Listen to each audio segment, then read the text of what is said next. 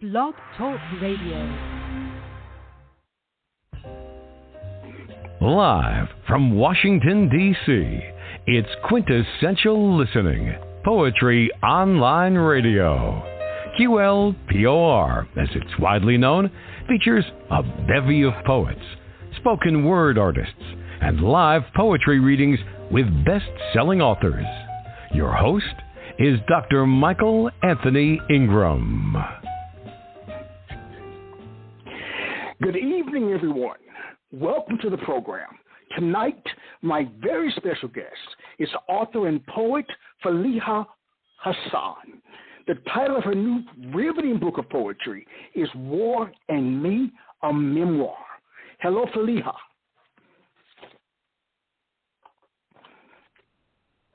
How are you tonight? I'm doing good. How are you? I'm quite well. So excited to be with you tonight. Oh, yes, I feel excited to be with you, too. I really do. All right. Let's begin our poetic journey together. All right? Mm-hmm. That's wonderful. All right. Yeah. What is poetry? Poetry for me is a perfect way to heal myself from the pain that war has caused. Because, as you know, I was living during all this war situations from my teenage until now. I think, with poetry, I can heal myself. Wow. I can. Where were you living, heal myself Faleeha? without poetry. Where were you living? Right now, or in world when Then. Oh yeah, I was living in my country is in Iraq. Wow. And the war started when I was teenage. I remember this war started. We have too many different wars. The first one started with the Iran, and it lasted for 8 years. Mm-hmm. And then after that, we start a new war with the Kuwait. Then after that, we have another. It's not war, but it's almost every war. Every one faces. It's a blockade. Mm-hmm. Yeah, and this is like everyone has this. He or she will have this. Opportunity to involve with this horrible situation. I mean, the war and siege. Yeah. I don't know. I don't know if I could have survived. So I really feel for you and your story. I really do. So your book, War and Me, a Memoir, is based on your experiences in Iraq? Yes. I did dreamt about this book when I was in my country in 1991. I was, hoping if I can write this memoir, and this and this dream is like it never came true until this month. Yeah, but you will see in this book, it is memoir. All this. Yes. First of all, it's based on true stories, true events, and I believe every Iraqi people, they live what I already have been lived. Everyone in Iraq, they involved with the war situation. And right now, so many Arabic countries also, they relate to this book because they live right now the similarity of what I have, already been through. Wow. I feel humble being in your presence, and I'd like you to share some of your book with us. Thank you so much. I'm going to read a section of my book, and you will see how I was spoiled by my grandparents. I remember how the three of us, I'm talking here about my grandfather. Mm-hmm. I remember how the three of us, me, him, and my grandmother, would sit on the floor around the dinner mat, even though he knew I had eaten before he arrived. He would always ask me the same question: "Are you hungry, or it's time for sweet?" I would reply as blissfully as ever: "It's time for sweet." My grandmother would insist that he not give me all the candy he had bought at once, and just offer me a single piece.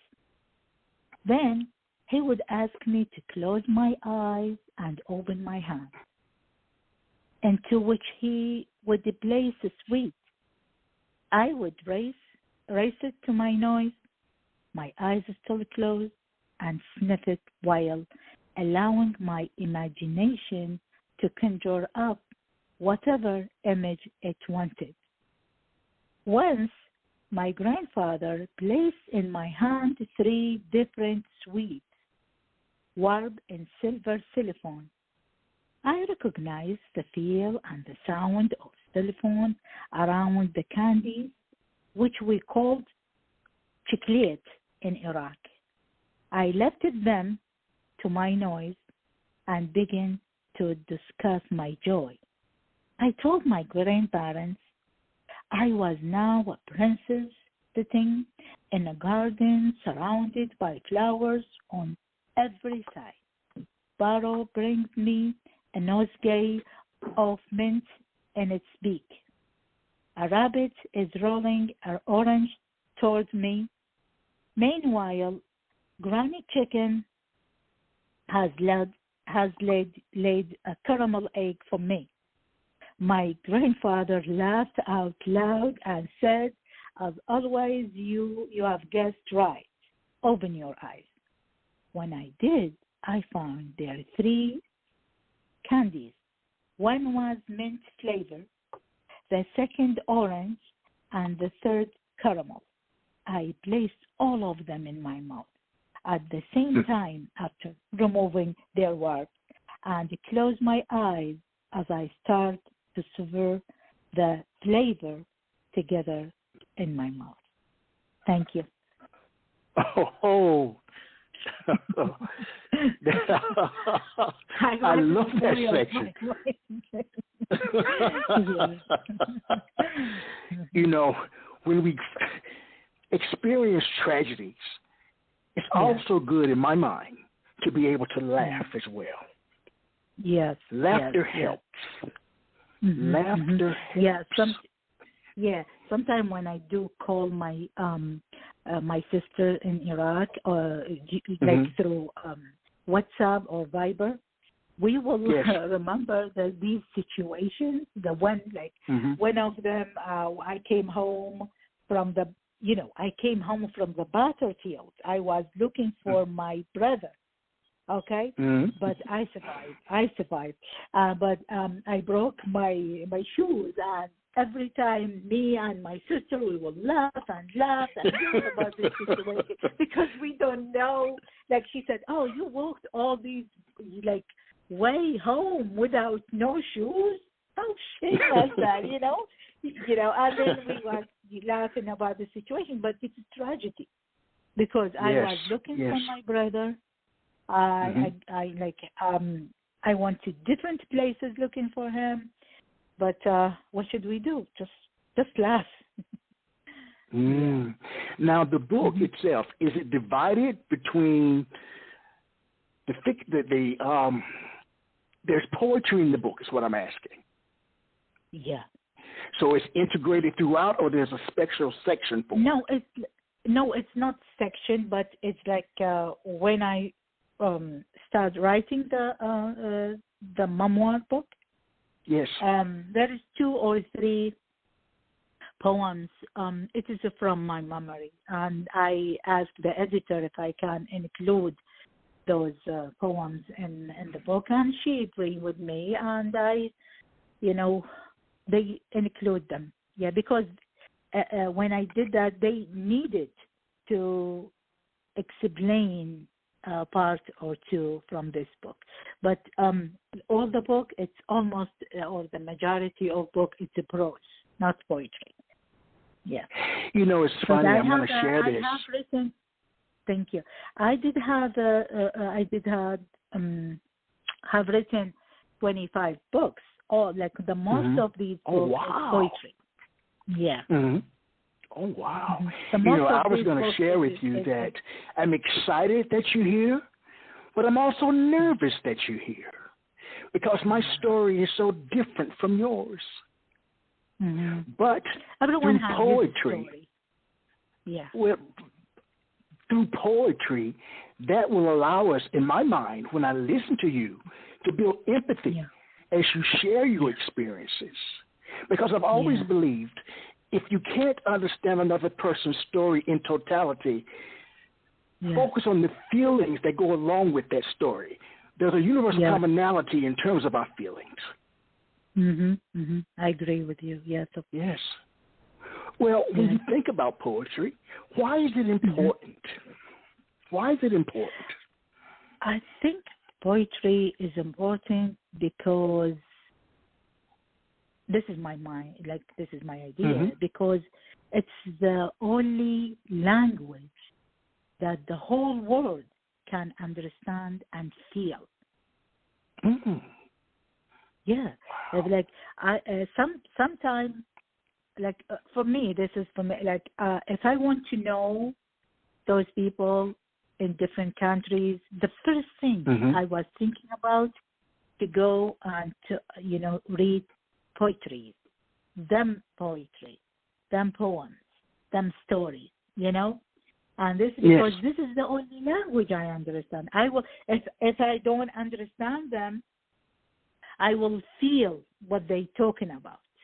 And how can I feel what they talking about if I didn't read them?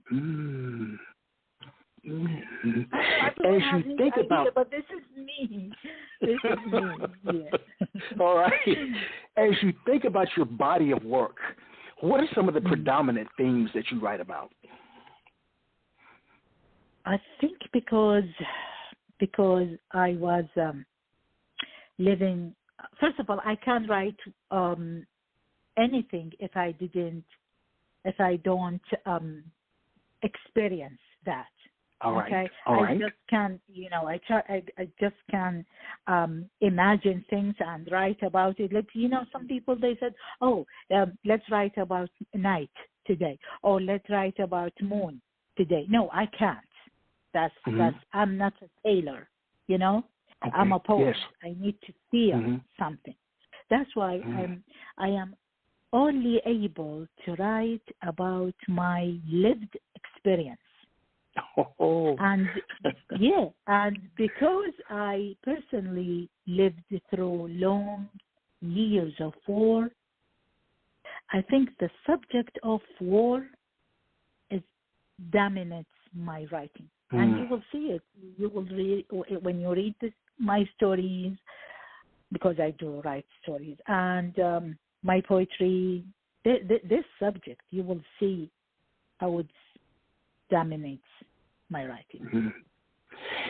I've written a number of articles on the importance of valuing lived experiences, so I love that term. I love that term. I really, really do. Please share a poem. Yes. I'm going to share this poem called War Museum. Whenever the dictators get bored of their long daytime hours, which they spend sitting on their stinking chairs, they open the door to their war museum and force us to enter.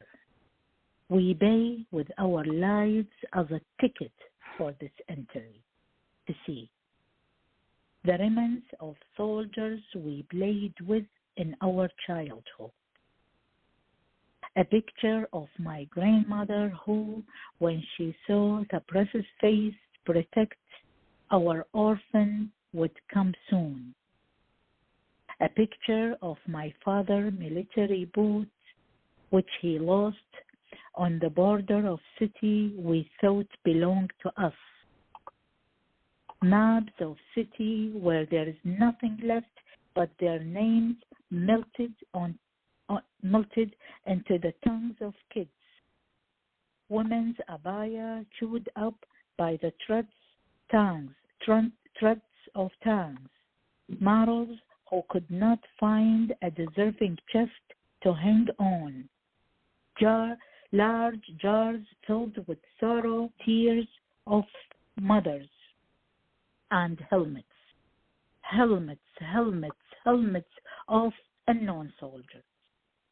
But on the door of this museum, they put a big red sign, no exit. Thank you. Wow.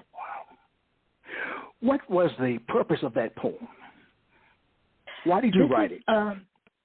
I did write this poem because I felt when I was in my country, I am not in, there is no freedom to us to go out this place, this, the ruler, or what they call them, the dictator, they put us in. Okay, there is no exit. And we live there like, we live in a museum of war. We see tears, we see sorrows, we see blood, we see so many like helmets with unknown soldier, because we have this, this war, and we never going to be out, or I didn't feel my freedom until I get out of the country. And this is you what I didn't feel your freedom until you left the country. That is such a powerful statement. Such a powerful statement. Wow. Well, I just need a minute here to kind of process that. So when you're writing a poem, Faleeha, yes, does it begin with an idea? Because there's so many ideas, I'm sure, of form or an image? Idea, form, or image? Yeah. That's a nice question. I like it. Some poems, but I didn't think of. Some poems come to me as a different passage that need to be combined, also with a lot of correction. Okay? Other poems come to me all at once, okay? And I need only to write them on the paper. That's it. Because it's like my poem. I am here. I'm going to just to write it on the paper. Like every poem has her shape. Some of them need correction, combined. Some of them is just, it's foreign, very natural, and I just write it down in my paper. All right. Please share a poem. Please share another poem. Thank you. I'm going to share my father's feet. My father's feet. When I was a kid, I saw them running and running after the bus that took him to his job every morning and returned him to us late every day, carrying so much love in his heart and bags of food to our souls and our mouths, starving forever, running after our school books, which we were covered prayers to protect us from the sticks of our principal and teachers, running after my mother whose days all finished in different hospitals. And when I grow up a little bit, I saw them still running, but in military boots, for days never ending, covered with dust from Hormashahar and Dizapol. And when he stretched out his feet on the floor, we all ran to them with joy. And like a big filled with dreams, we slept on them. Thank you. Oh. Mm-hmm. This is what we was doing when my father came back from any battlefield, because yes. he was also in military, but he never told us where he going because we was very kids. But every time he's coming back, he just straight his leg to the like on the floor. We all kids, because we are a big family, going to him like we sleep on him. He said, "I am tired, you see," and we said, "No, we need you. We are tired too because we were just waiting for him to come back." All right, Faleeha, what was an early experience where you learned that poetic language had power? Every time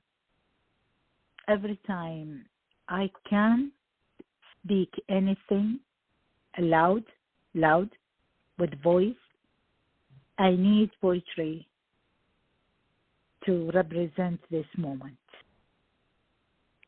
As a woman, I read to represent myself with poetry. As a human being, I need to represent myself with a poem. It's for me, poetry not just hobby. It's something you need it. I need it to represent myself. Yes. And I can't imagine myself without poetry. I can't. Wow. Yeah. When you think back in terms of your beginning, in terms of writing poetry, I'd like to ask a question that was written by a recent guest, Poetic Hummingbird. And the question is, when you think about the first poem that you wrote, how does the message in your poetry differ today? I was writing short poems, especially when I did publish my first poetry book in 1991. It's called Because I Am a Girl. It was all these poems. I did use the short poems, like but right now, I mean, not just right now, like after that, I started writing long, and my languages start to be different. When everyone has his sound. The first book I have, it doesn't have really my sound, because I was I'm not saying I did copy a different sound or different people poems. No. Because I was reading and reading. Right now, I think I have my sound. I am different from everyone with poetry. If you compare between me and another any woman in the world, you will find, even if you take off my name from the poem, you will say, "Oh, this is Faleeha Hassan poem." Oh, wow! This is what I believe, because it's coming from my soul, it's coming from my heart, and it's also represent my experience. Yeah. That is another question written by Poetic Hummingbird. What makes your poetic voice different? And maybe you just shared that, but just give me a little more. What makes your poetic voice different? Different because I can't just imagine things and write about it, as I mentioned. And I need like true word to use, but also not complicated words. It's like easy but not simple. Or maybe sometimes I use a symbol but not very easy. You know what I mean? It's like it's easy but not everyone can do it. Okay. For example, sometimes I use I like to what they call it to use or to change the object. Sometimes I do that. I would I like to transform the inanimate object to living and feeling being. You know, and I did that so many times with my poems. You will see if you're good. I mean, if you read my book, you will see that. Some of them. Well, let me ask this question. Do you have a poem that you could share where you transferred an inanimate object to something alive? I'd love to hear it. Yes, thank you. This poem called Tonight. I did write this poem after I came from the hospital. I spent a night there, but then after that I came to my home, and then I saw everything it's normal in my apartment. Okay, then I start to write this poem. It's called Tonight. Right. When I entered my apartment, tears were lying like a tired man after a hard day work. The door a yawning mouth. My TV was listening to the sports newscast, and like a huge fat woman, the couch was sitting on the floor, hardly breathing the used air. The curtain tickles the cheek of the window, swing gracefully above. My books slept like babies on the hand of the bookshelf. The dinner room table was listening to the whisper of her chairs. The lamps were winking to each other. The fan was busy flailing her arms indifferently. In my apartment, life looks the same as I left it. Everything is normal. No, it's more than normal. It's strange. No one missed me. Thank you. You know, I'm the kind of host that loves hearing a poem twice. Please share that one again. Okay. Thank you. But I want to hear it again. As you see, this is all these objects in this poem. You know, I transform them to feeling and living. You know, it's called Tonight. Yes. When I entered my apartment, the stairs were lying like tired men after a hard day's work. The door a yawning mouth. My TV was listening to the sport newscast, and like a huge fat woman, the couch was sitting on the floor, hardly breathing the used air. The curtain tickled the cheek of the window, swing carefully above. My books slept like babies on the hands of the bookshelf. The dinner room table was listening to the whispers of her chairs. The lamps were winking to each other. The fan was busy flailing her arms indifferently. In my apartment, life looks the same as I left it. Everything is normal. No, it's more than normal. Strange. No one missed me. Thank you. Oh. Yeah, no one missed me. I missed my apartment. I missed everything there, but no one missed me. Well, look, Faleeha, let's take a brief break, and we'll be right back. Okay, thank you.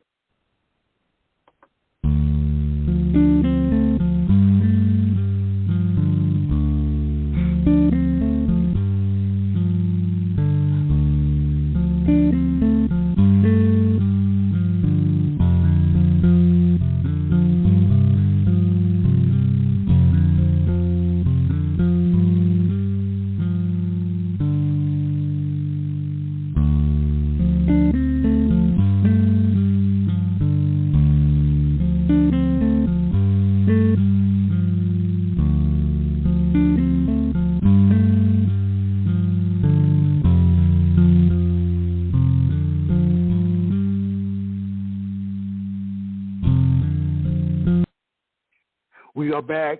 I am Michael Anthony Ingram. I'm here with the incredibly talented Faleeha Hassan. Faleeha. It's my pleasure. All right.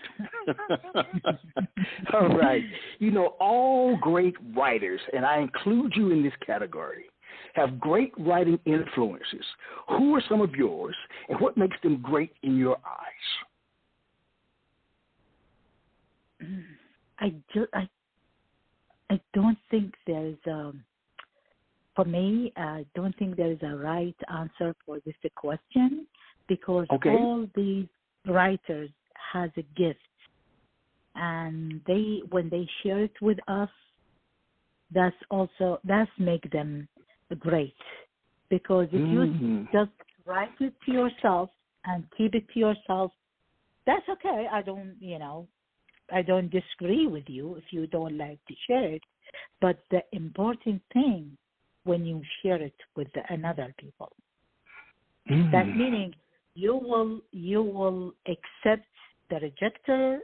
Sometimes they reject your work, without no reason. Yes, they do. Because some editor, let's say he or she didn't have a good mood today, she will reject your work. Or sometimes, and sometimes people put very bad comments. But also with me, I love also the bad comments. I don't care about that. You know what? Because I worry if I put my poems on Facebook page or in any website and there is no one comment about my work. That's making me feel sad. But to come, because that's people, that meaning don't care about your work, or they don't have time to read it. But when they read it and they don't like it, or they put some bad comment, I love that. I accept it. I accept it from me, because there's someone, he spent time to read your work. Wow. Yeah, it's he took time. Hey, before he go into his job, or he just came from his work and he needs some rest. He's going to the Facebook. He read your work. That's something incredible. Faleeha, some poets claim that a poem is like a living creature. Once it's out there, there's not much you can do to correct or improve it, while others edit meticulously, not leaving much from the original draft form. How do you feel about that? What's your take on it? I know you said that you negative comments or bad comments, you don't mind them. So how do you feel about the editing process? You know why? Because I feel all my poetry, all my work is like they are my kids, okay? And when I put them outside, I don't let's talk about them. Like I create that. That's very wonderful things. And if I put them outside, I share them with another people. I will accept what the other people say. Okay, but because I love I love my kids. I just can. I just can, give the people a chance to change what I create. Like, let's see, I make this baby, and my baby has a big noise. It does meaning I gave him a chance to change the noise or make it smaller. No, I don't like that. Yeah, just say I don't like this poem because of such and such. That's okay, but don't touch my work. Mm-hmm. Even I do that with the editor too. I said sometime, this is my poetry book. If you like to publish it like that, please do. If you want to suggest I'm going to change this word and I don't like to use this word, no, I can't publish it. Because this is my babies. I did create them. God give me a hand to do that. Okay? Yes. And you need to accept them like the same thing. I have them. But if I share, I told you, if I share my poetry with another people and people don't like my poetry, that's okay. I accept it. Yes, we are different. But I thought you said that you like bad comments. You accept them just like you would everything else. I do. I do like bad comments. Okay, but don't. But you're not going to change it. No, you're not going to change a word of it. No, never. Because that's my baby. That's coming from my soul. Why I change it? Because someone says, "Oh, it's not good." Not good for me. That's okay. Yeah. There's so many poems in the world you can read.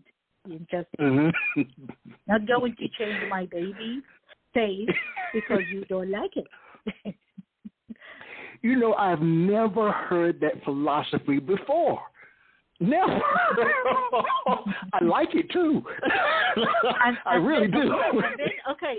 And then I find out the bad comment. It never give you never make you sick. It's just because those people. Let's see, not because they don't like your poetry. Some of people they get jealous.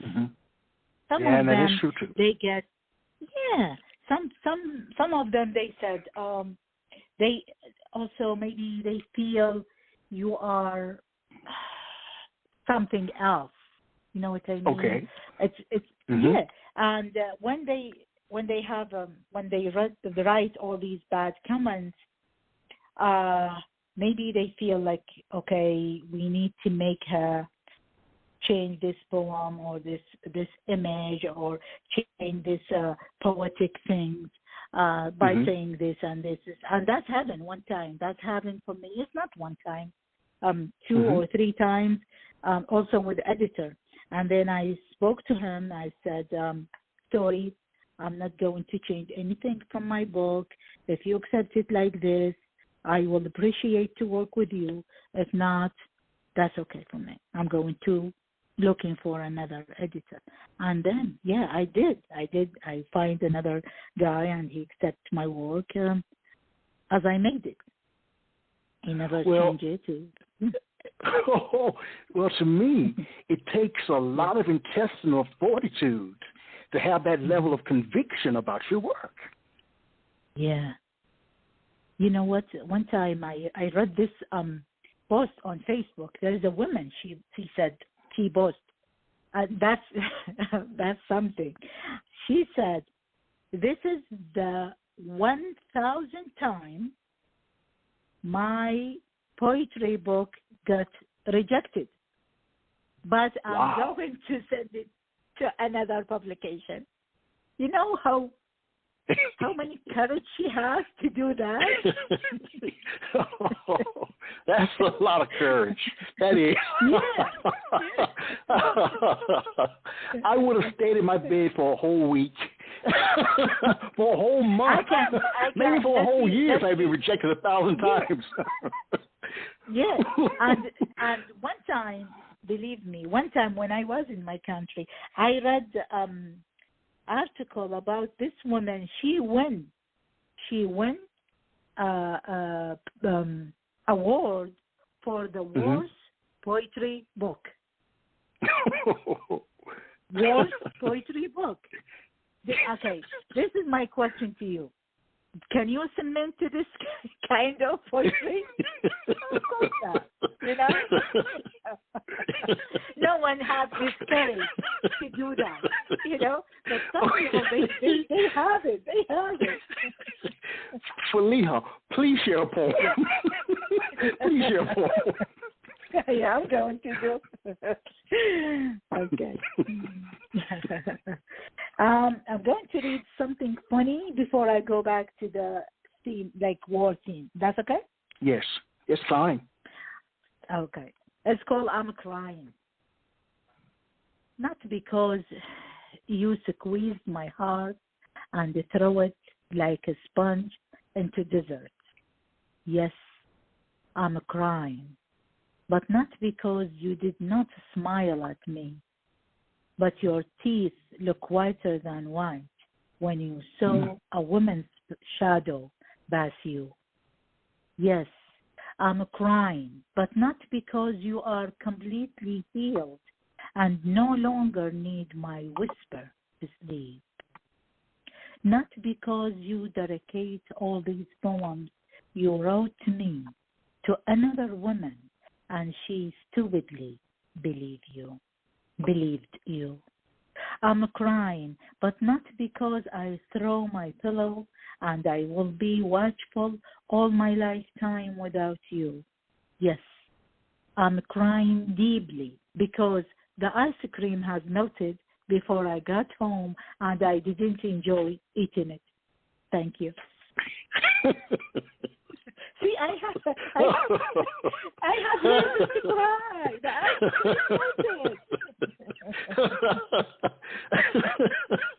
I like that.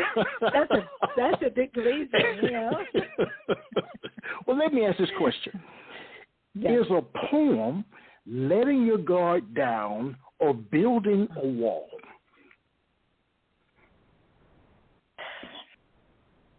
It's like building a wall. This It's building a wall. No. Tell me more. I don't think it's the poem can building the wall. Okay. Poem,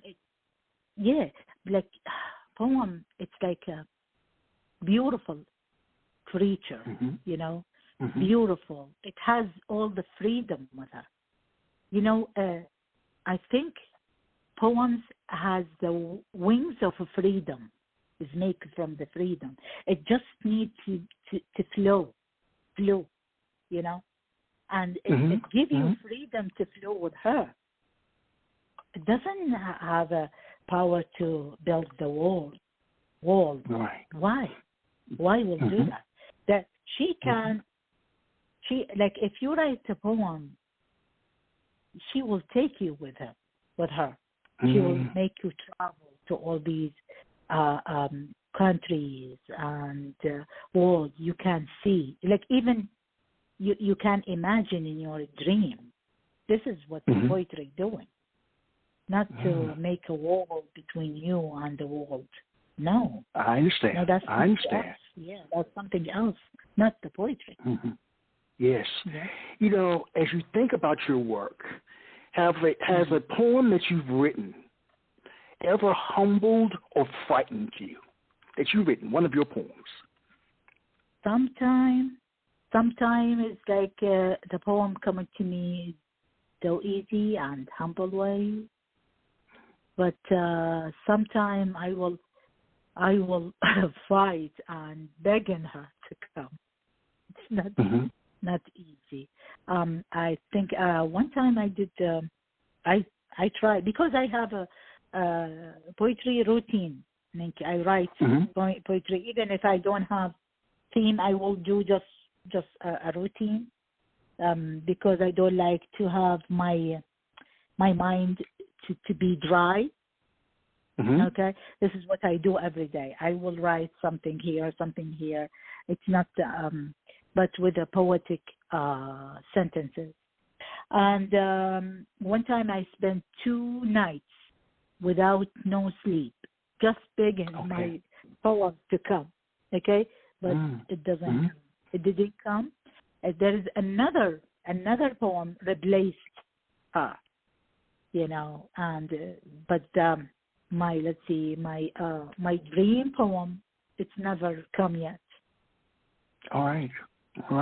Yeah. Mm-hmm. What I'd like to do now, I call it a mini poetry concert. So what I'd like you to do is to share 3 poems, all right? Mm-hmm. Back to back. No questions or anything, just 3 poems. Wonderful. Any subject. Oh, yeah. Any subject, yes. Okay.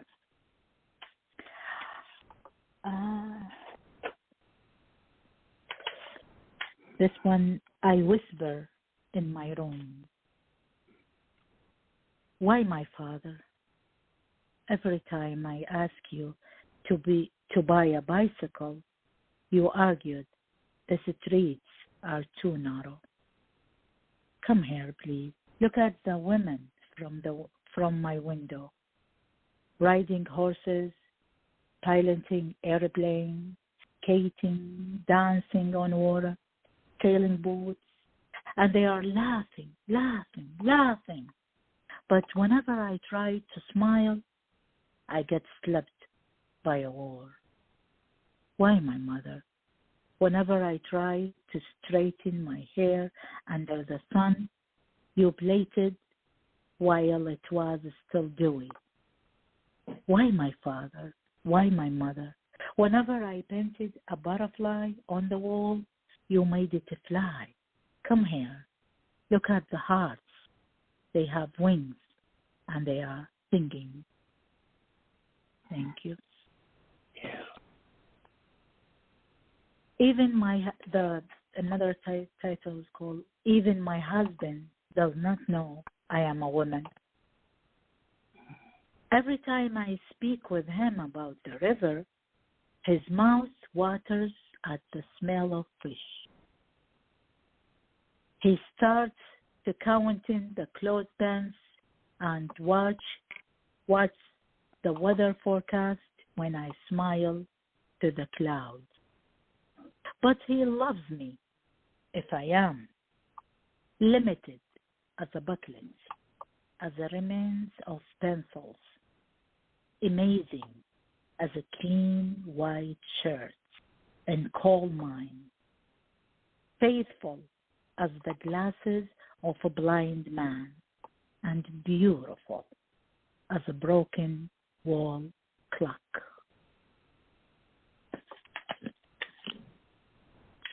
My dangerous memory. Oh, great. Whenever I dream of birds, the cages fly above my head, and I will need all my lifetime to know which cage belonged to my dream. And then, whenever I try to remember my childhood, a bomb from my memory and crashed into my reality. What a lovely sunny morning, I told the girl. She was jogging in the forest. She smiled at me and said, "A soldier helmet is filling from your memory again." "Don't worry, I have so many of them," I told her. "Everything will be good," I say to myself, and I keep jogging from exile to exile as my friends keep running from the battlefield of one war to another and retaining as a pictures with a black frame. Wow. Faleeha. Yes.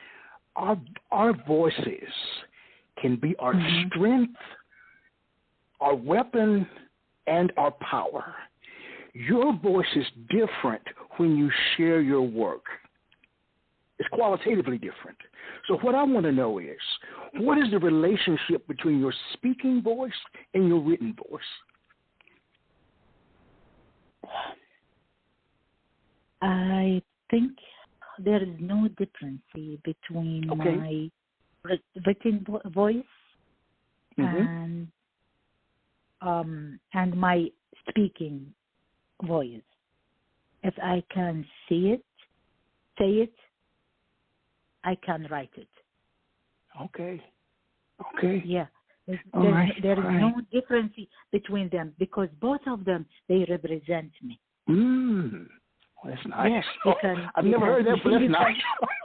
Oh, I like that. I like that. They both represent you. Oh, that's beautiful. That was perfectly phrased. Well, look, let me ask you, do you think you were meant to be a poet? Okay. that's out of the question. Yeah. In my mind, poetry, in fact, is a divine gift. I think that God must love me so much. Okay, that's why He made me a poet. I could never have made myself a poet if God had not chosen me. What do you think? Wow. I mean, you can make yourself you can make yourself an engineer or car driver or to be a poet. That's something. That's something else. It needs as I told you, it's a divine gift, not just something you can create it by yourself. What surprises you most about being a poet? What surprises you most? Surprise me? I can. Surprise me. Sometimes I can talk to every object. That makes me feel like I am special and I am a poet. And when I say object, like I talk to the trees sometimes, okay, and I feel them. They listen to me, and sometimes I feel them smile to me.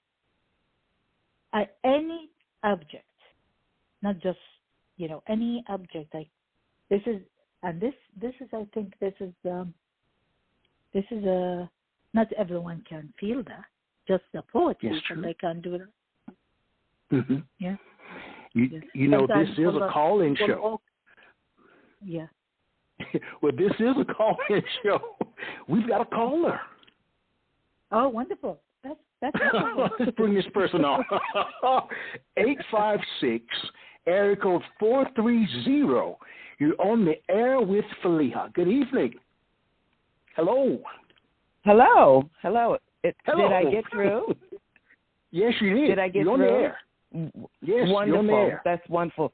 I was listening to the show, and I'm just loving Faleeha's poetry. I'm loving everything she talked about her book. And I'd like to say that I actually started her book, and I am almost through her entire book. And I don't have a question because she's answered a lot of my questions already. But I do have something I'd like to say to Faleeha. Today we see, yes, hi Faleeha. Today we see so many people, so many countries suffering from the devastation of war. I just want to thank you, Faleeha. Thank you for sharing your personal story. It shows the reality of war and how it shatters the lives of innocent people. And I'm just hopefully many more people will get a chance to read this wonderful book because it's powerful and it's life-changing. It has made me so sensitive to war. and it's powerful. And I just want to thank you for sharing that story. Thank you for your beautiful poetry. And I can taste, I really wondered about all those different flavors of candy that your father gave you to eat. And I tried to imagine how they all tasted at one time in my mouth. You know, I want to piggyback on your question. This is a question I've asked 260 people now. As we think about what is happening in the world, war, you name it, what do you view as being the role of a poet in modern-day society? That's the question, Faleeha. First of all, I want to thank the lady. She did call. And, yes. This is Catalonia? Catalonia, yes. Yes. Hi, how are you? Hi, Faleeha. Because the difference between, the echo. First of all, I thank you so much for this call, and yes, and also I thank you so much because you accept my story, you accept and you will share it with your friends, and this is something I was dreaming about, to read. Some people read my story and share it, and maybe one time someone desired to say, okay, we don't, because this book, we're going to stop this war, and we don't like to have another country suffer from the war again. And thank you so much for that. Thank you. Yes, that's what I'm hoping. Yes. Well, thank you so much for listening to me. Thank you so much. Thank you. Okay. Please stay on the line as Faleeha answers the question about the role of a poet in modern day society. What are your views on that? I think poets should point out or make visible what is kept silent in the world. Mm-hmm. They should embody these revelations in a form of poems so that people can understand certain issues and avoid making the same mistakes as their predecessors made. Wow. Absolutely. This is what Yes. I think. Yes. That's powerful. I agree. Yes, it is. Extremely powerful. So they will not make the same mistakes. Wow. No. Yeah, because we are different. If we need our path, we need our way. Mm-hmm. We need to lead ourselves to the peaceful. Don't make another mistake. Don't do the same situation that the other people made in generation. You know what I mean? This is what Yes. Right. Maybe some of our leaders in all of our different countries should have a copy of this book. Yes. I hope so. Yes, that'd be wonderful. Well, caller, I want to thank you so much. I really want to thank you for gracing us. I enjoyed the show. I enjoyed listening to the poems. And like I said, I'm almost through the book. It's very powerful. And I'm really enjoying it. Thank you so much for sharing so much of your personal life. Thank you so much. Thank you so much. All right. We're going to take a brief break, and we'll be right back. Okay.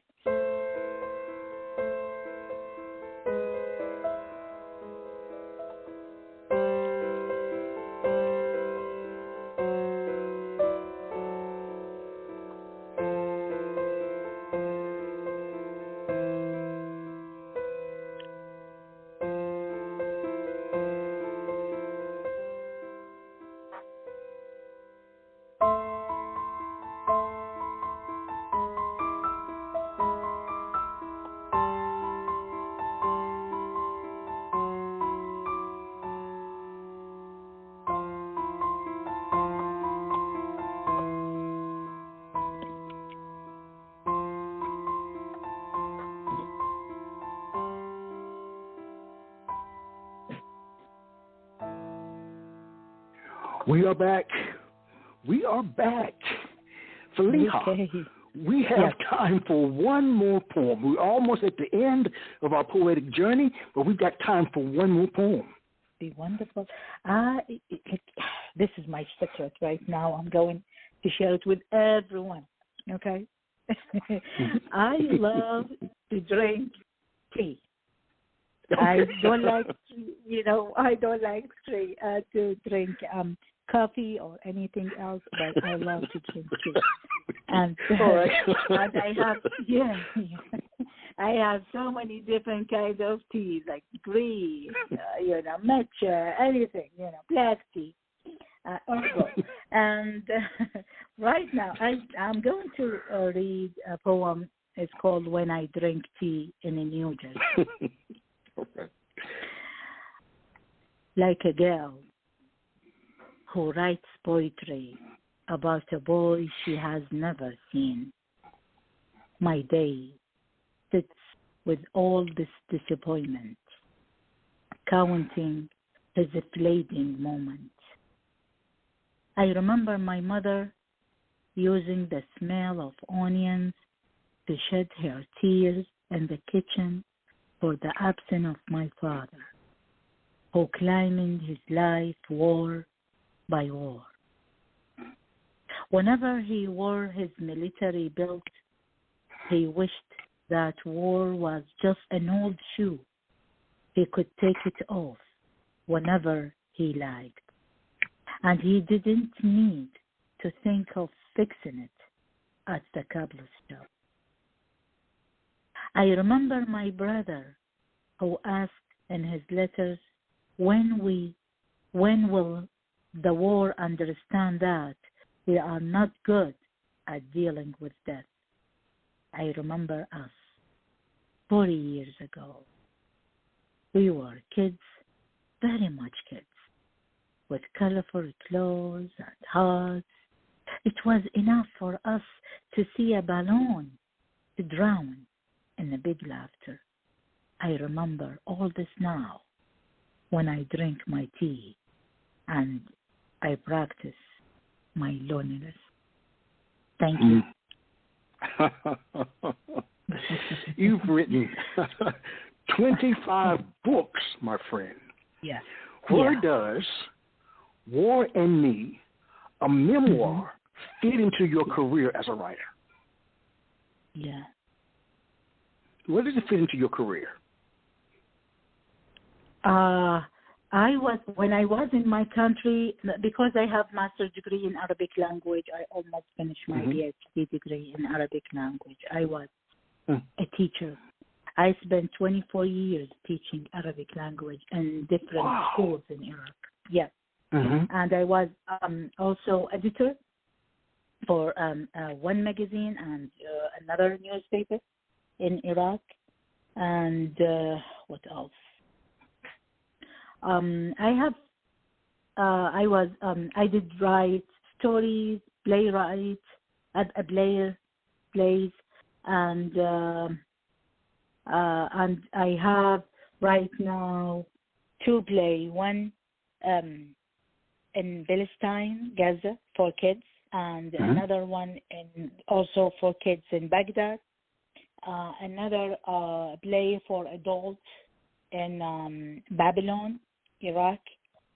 They are on stage right now. But, and also I did translate some poetry from English to Arabic.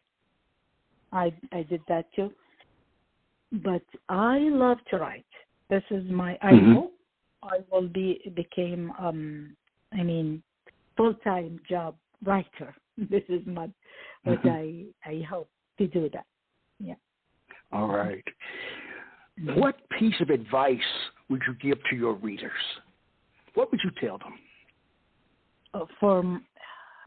For my readers, I want them, before they judge the book, I want them to read the book, understand it, and then if they have something like some, you see, they don't understand things in this book.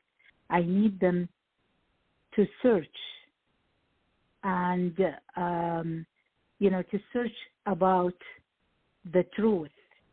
Because sometimes the writer or the author, he or she will be the good resource and the great resource for the truth.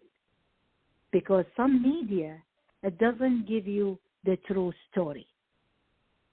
Let's see, the TV it doesn't show any, all they have. Sometimes they give you some the truth, but they hide it between the lines. But the writer, the author, he will give you that, but you need to work with him to find out. Because, as I told you, I don't get annoyed or bothered by a bad comment. But when one time I was reading that, not me, my daughter, she loved to read the comment for my book, War on Me, right now on Amazon. And she said, Mom, this woman, she said to her, Faleeha Hassan, she tried to be a hero. I started laughing because, first of all, she didn't know me. Okay, I'm not I'm not trying to show up myself. I'm saying, okay, read my book. I am the hero or something. No, that's not me. And also, she didn't live through the war. She didn't know what is meaning to be a human being, seeing everyone in your country get killed. We never, when we was in the war, we never tried to write or read. And this time, we just focus on survive in this minute. And we pray to God or Allah to give us peace for next day. This is what we want. This is our goal when we was in war situation. Wow. And that's not here. I didn't write this book to make myself hero. No, but I want to share this experience with another people. And I hope and I pray for God, don't put any person in the situation I was in. Yeah, because war is horrible. War is a big mistake. And there is no victory in the war. There is no victory in the war. Everyone is a loser in the war. Yeah. All right. Where is your book available, my friend? Where is your book available? Right now, War on Me is available on Amazon and also in Barnes & Noble and different stores like Target, Walmart, online. Okay, you can purchase it. But, there's so many different markets. You will find my book, War on Me. All right. How can listeners stay in touch with you? I think I have my email on my Facebook. If they Google me on Facebook, they will find my name, Faleeha Hassan. And also I have my email. My email is d.f as in Friday, h as in happy, the number 88@yahoo.com. All right. You've probably answered this question. You've got so much going on in your life in terms of projects. What's next for you? What's an immediate project that you plan? What comes next?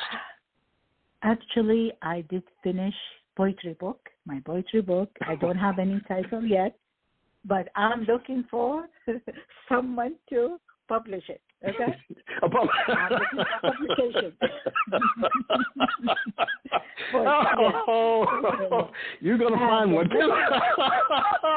If it takes you 1,000 trials. I'm going to do that. I have the time. I have the time. We've come to the end of our journey together. But you remember when we first started, I said that I was excited and nervous at the same time. Yeah. I feel so calm now. Me too. Calm and content. I told you. Me too. Yes, I just laugh. I just laugh. I just want to share. I just want to share with you that I think you are remarkable. Did you hear me? Thank you. I think you are remarkable. Thank you so much. And when you finish your next book, you have an open invitation to come back. You can come back tomorrow if you want to. There's so much I need to ask you. But you have an open invitation. You have an open invitation to come back.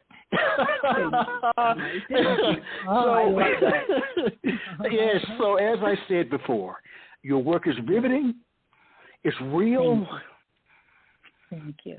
It's astonishing, and people need to read it. People need to read it. So I want to thank you. I wish you nothing but continued success. I enjoyed this. Is there anything you'd like to share with the audience or with me? Anything you'd like to share? What should I say? It's my honor. It's my pleasure. I am very happy right now. I feel like almost I am walking. Where? I don't know. So many. I feel so much joy right now, and I thank you so much for this opportunity. And I thank all people they was listening to this show, and I wish people they can, say the truth about my work. They would comment or send me any email. I will accept it. As I told you, I don't worry a lot about the bad, and it's my pleasure to be, because sometimes not everyone has this opportunity to speak about his book and about his career, about the poetry. Yes. It's a great opportunity for me. Yep. Well. Yes. Oh, I don't want it to end, but all good things come to an end. Yes, can you give me another hour? Another hour. So I say to you, good night. Okay. I say to the audience, good night as well. And as I state every week, let poetry ring somewhere throughout the land.